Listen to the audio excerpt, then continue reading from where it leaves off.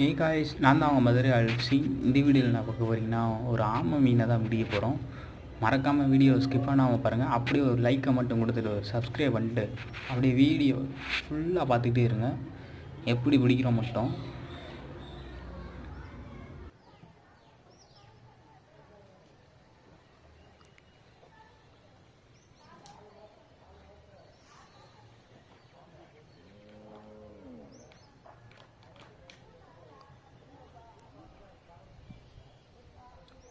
விழுண்டா நினைக்கிறேன். மாட்டிக்கிட்டா.